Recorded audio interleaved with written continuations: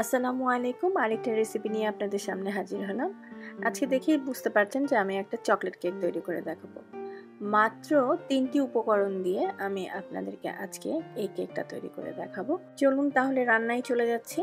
আর আমার রান্নাগুলি যদি আপনাদের কাছে ভালো লেগে থাকে প্লিজ আমার চ্যানেলকে সাবস্ক্রাইব করবেন আর আমার রান্নার ভিডিওগুলো ফ্রেন্ডস অ্যান্ড ফ্যামিলির সাথে শেয়ার করবেন। প্রথমে আমি এখান থেকে অরিও নিয়ে নিচ্ছি, কোকো অরিও। এটার ভিতরে কিন্তু ক্রিম দেওয়া আছে, সো আমি কোনো ক্রিম বা এইসব কোনো কিছু আলাদা করে নিচ্ছি না। 34 থেকে 36 পিস আমি নিয়ে নিচ্ছি। নিয়ে এখন এটাকে ঠিক এরকম একটা ফ্রুট প্রসেসরের মধ্যে আমি এটাকে গ্রাইন্ড করে নিব। একদম ক্রামের মতো হয়ে যাবে, ব্রেড ক্রাম যেরকম ঠিক ওরকম করে ব্লেন্ড করে নিচ্ছি। আপনাদের কাছে যদি এই জিনিসটা না থাকে সেই ক্ষেত্রে আপনারা জিপলক বা যে কোনো পলিথিনের মধ্যে ঢুকে বেলুন টাইপের কোনো কিছু যদি থাকে, যে আমরা যে রুটি বানাই সেটা দিয়ে যদি এটাকে বাড়ি দিয়ে বা একটু রুটি বানানোর মতো বেলে নিলে এটা কিন্তু ক্রাম হয়ে যাবে। একটু সময় লাগবে কিন্তু ঠিক একই রকম ক্রাম আপনাদেরও তৈরি হয়ে যাবে।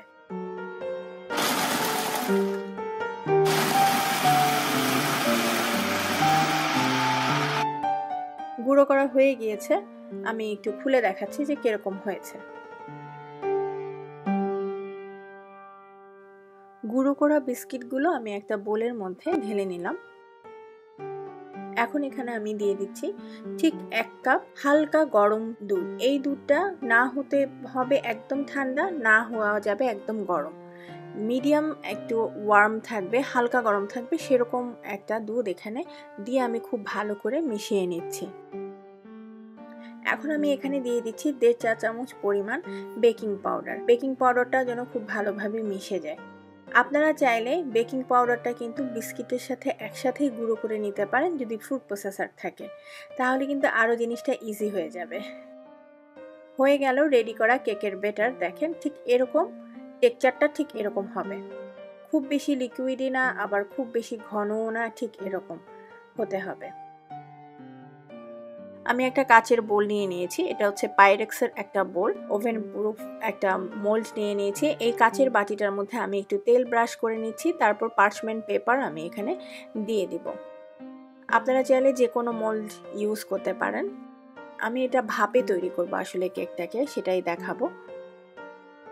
কেকের ব্যাটারটা আমি ঢেলে নিলাম। কেকের ব্যাটারটা রেডি হয়ে গেছে। এখন আমি গরম পানির উপরে বসিয়ে দেবো স্টিমের জন্য। এরকম একটা স্ট্যান্ড বসিয়ে তারপর কেকের মোল্ডটা বসিয়ে দিলাম, ঢাকনা দিয়ে ঢেকে দিলাম। আমি 45 মিনিটের জন্য ওয়েট করছি। 45 মিনিট হয়ে গেছে।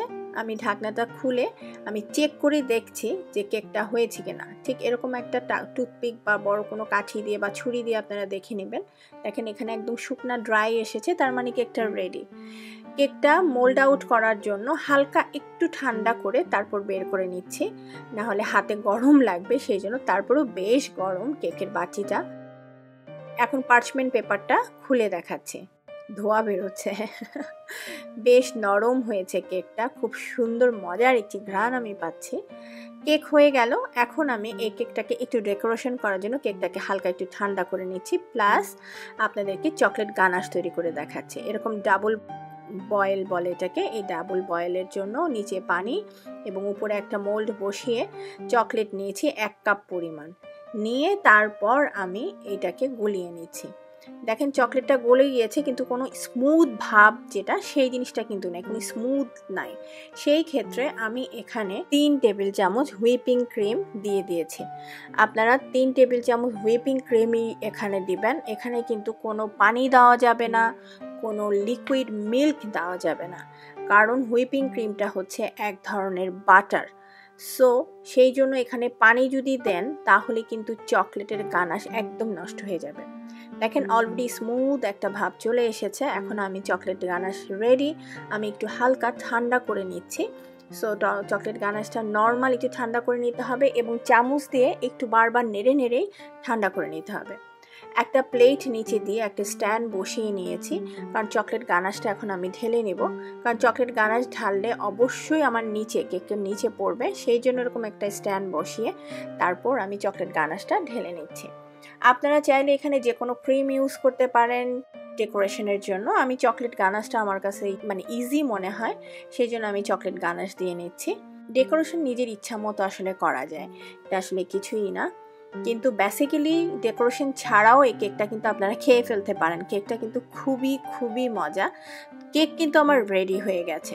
সো এখন সুন্দর লাগার জন্য, বিশেষ করে বাচ্চাদের সামনে প্রেজেন্ট করার জন্য, আরেকটু সুন্দর করার জন্য, বাচ্চারা যেন দেখেই মানে মুখে বলে যে ইয়াম, এখনই খেয়ে ফেলি, সেই জন্যই এই ডেকোরেশনটা করা। গানাশ ঢেলে দিয়েছি, একটু ঠান্ডা করে নিচ্ছি। ঠান্ডা করার পরে একটার উপর আমি কয়েকটা চেরি দিয়ে দিব। তো কেক কিন্তু রেডি। আশা করি আপনাদের কাছে কেকের এই রেসিপি ভালো লেগেছে। রান্না বিষয়ক যে কোনো কিছু জানার থাকলে অবশ্যই কমেন্ট সেকশনে আমাকে কিন্তু জানাবেন, আমি চেষ্টা করব উত্তর দেওয়ার জন্য। Cake ready. এখন এই কেকটাকে একটু আমি আরেকটা প্লেটের উপরে নিয়ে দেখাচ্ছি। সো যেহেতু আমি আমার বাচ্চার সামনে এটাকে নিয়ে হাজির করব, সেই জন্য যত সুন্দর করে প্রেজেন্ট করা যায়। হয়ে গেল কেক। এখন কেক কেটে খেয়ে ফেলার পালা। কেকটাকে কেটে নিচ্ছি, ভিতরে কতটা সুন্দর হয়েছে, কতটা ফুসফুসা হয়েছে সেটাই আমি দেখাচ্ছি, এবং কতটা সফট হয়েছে দেখেই আপনারা বুঝতে পারছেন। বাসায় বানালে আরও ভালো করে বুঝতে পারবেন যে কেকটা কত মজা। তো হয়ে গেল কেক। আজকের এই অরিও কেকের আয়োজন এখানেই শেষ করছি। সবাই ভালো থাকবেন। আল্লাহ হাফেজ।